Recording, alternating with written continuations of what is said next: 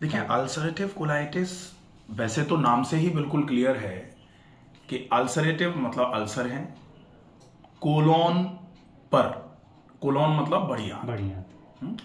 अब कोलाइटिस है कोलोन पर आइटिस।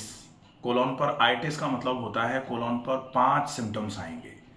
कौन से? कोलोन पर सूजन आ जाएगी जी, कोलोन पर लालामी आएगी, कोलोन में गर्मी हो जाएगी, कोलोन में दर्द रहेगा और कोलोन की कार्यक्षमता कमजोर पड़ जाएगी। ये 5 कार्डिनल साइन माने जाते हैं इन्फ्लेमेशन के, और इन्फ्लेमेशन को आइटिस से डिनोट किया जाता है।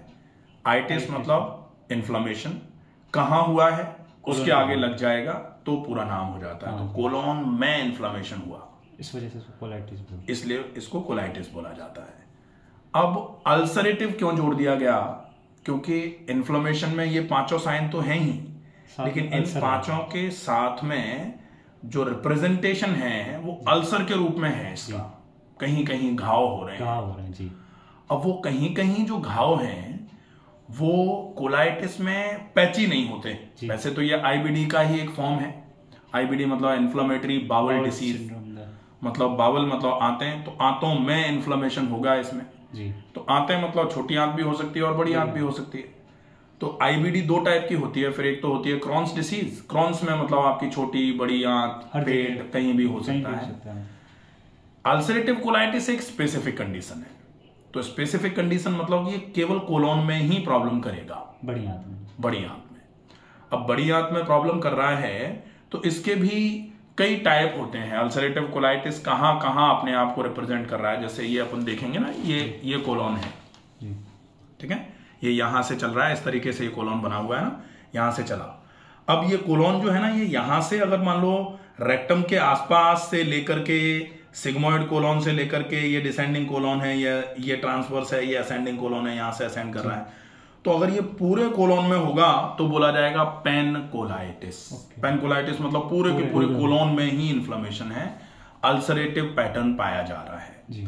अगर मान लो ये केवल यही है तो इसको बोला जाएगा डिस्टल कोलाइटिस, कि डिस्टल पार्ट पे है कोलोन के। अगर मान लो ये यहां तक है तो बोला जाएगा डिफ्यूज कोलाइटिस, कि कोलाइटिस यहां तक है, यहां तक आ रहा है, एक्सटेंसिव कोलाइटिस भी बोलते हैं इसको। तो और अगर केवल ये लेफ्ट साइड में है, ये राइट साइड से चालू होता है कोलोन, ये है लेफ्ट साइड, तो इसको लेफ्ट साइडेड कोलाइटिस बोला जाता है। अब अपने जो हो रहा है वो है पेनकोलाइटिस, मतलब सारी आंत में, पूरी आंत में। अब पूरी आंत में कोलाइटिस है, लेकिन साथ में जो डिजिटल कोलोन है, डिस्टल कोलोन जिसको बोला जाता है, डिस्टल कोलोन का मतलब है कोलोन के लास्ट वाला पार्ट जो है, उसमें हाइपरप्लेसिया टाइप के चेंजेस भी आ रहे हैं। हाइपरप्लेसिया टाइप के चेंजेस जो है ना, वो क्या होते हैं, सेल्स जो है ना ग्रो कर रही हैं वहां। तो हो सकता है वो सेल्स ग्रो करते करते वहां थोड़ा सा ऑब्स्ट्रक्शन करना चालू कर दें। अच्छा, ब्लीडिंग हो रही है क्या? अभी हो रही है, ब्लीडिंग हो रही है। हर स्टूल के साथ ब्लीडिंग होती है लगभग। और स्टूल कैसा आता है? हार्ड आ रहा है, बिल्कुल खिचड़ी जैसा, पतला सा, बिल्कुल पतला सा। हाँ। तो अब जैसे अल्सरेटिव पैटर्न है, कोलाइटिस है। कोलाइटिस का मतलब अपन ने 5 साइन में एक साइन बोला था कि कार्य क्षमता कोलोन की कम हो जाएगी।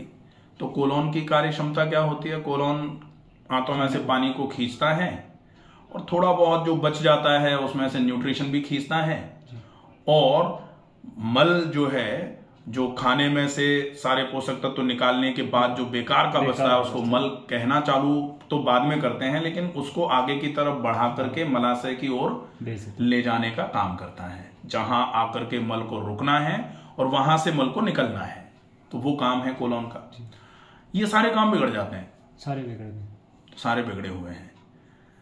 अब वो जो अल्सरेटिव पैटर्न है, वहां से चूंकि अल्सर है, आंतों में घाव है, तो आंतों में खून भी बह रहा है बार बार उस अल्सर में से। अब उस अल्सर में से खून बह रहा है, थोड़ा सा मोशन होगा, उसके साथ में खून निकल के जाएगा। अब खून बार बार निकलेगा तो डेफिनेटली कमजोरी आ जाएगी, खून की कमी आ जाएगी। बार बार मोशन हो रहा है तो खाना डेफिनेटली शरीर में बहुत ज्यादा लगेगा नहीं, तो शरीर में आंतरिक कमजोरियों के साथ साथ वजन भी कम होना चालू हो जाएगा। अगर ये सब हुआ तो निश्चित ही, चूंकि ब्लड लॉस हो रहा है तो ब्लड लॉस एनीमिया होगा, हीमोग्लोबिन कम हो जाएगा, आरबीसीज कम हो जाएंगे, सब है already। ब्लड लॉस अनीमिया हुआ तो हाइपोवॉल्यूमिया के चलते हो सकता है बीपी डाउन रहना चालू हो जाए, चलने फिरने में थोड़ा सा अनईजीनेस लगना चालू हो पहले जाए, यही था, अभी थोड़ा नॉर्मल हुआ। अभी नॉर्मल हुआ है। पहले इसके बाद फिर अब आएगी कहानी, ये तो हो गई सोमेटिक मतलब शरीर पर, अब आएगी साइकोसोमेटिक। साइकोसोमेटिक का मतलब जब कमजोरी बार बार बनी रहती है, काम नहीं कर पा रहे हैं हम, तो फिर चिड़चिड़ापन बढ़ता है, चिड़चिड़ापन बढ़ जाता है। भयंकर चिड़चिड़ापन आना चालू हो जाएगा, गुस्सा आना चालू हो जाएगा। होता ही है सर जी, हाँ, फिर फैमिली लाइफ, आगे चल के सोशल लाइफ, सोशल लाइफ अभी डिस्टर्ब है पूरी। हाँ, कहीं तो जाते ये आते सब ही नहीं। धीरे धीरे धीरे धीरे करके गड़बड़ होना चालू हो जाती है। अब इन सबको अगर सही करना है तो बहुत आवश्यक है कि ये समस्या जड़ से सही होना चालू हो। जी। और जड़ से सही होना चालू हो तो ये भी अपन जैसे कह रहे हैं, जड़ से सही होना चालू हो तो जड़ ही सही होना जड़ी चालू सही हो। होनी चाहिए। तो समस्या की जड़ क्या है? खाना पीना, डाइट, समस्या की जड़ जो है वो है लाइफस्टाइल। लाइफस्टाइल। अब लाइफस्टाइल में ही आपका खाना आ जाएगा, लाइफस्टाइल में ही आपकी एक्सरसाइजेज आ जाएंगी, आपकी लाइफस्टाइल में ही आपका दिनचर्या पूरी आ जाएगी। सवेरे कब जागना है, रात को कब सोना है, कब व्यायाम करने हैं, किस तरीके से व्यायाम करने हैं। ये मतलब लाइफस्टाइल को सेडेंटरी लाइफस्टाइल से हटा करके जो एक अच्छी प्रॉपर नेचुरल लाइफस्टाइल पर शिफ्ट करना है, जो एक्चुअली सबकी होनी चाहिए, जो सबकी ही होनी चाहिए, जो सबकी ही नहीं है। सबकी नहीं है। बीमार आप हो गए जी, लेकिन लाइफस्टाइल तो आपकी भी खराब है, लाइफस्टाइल तो कहीं ना कहीं थोड़ी बहुत मेरी भी खराबी होगी। सही सही सही। हाँ?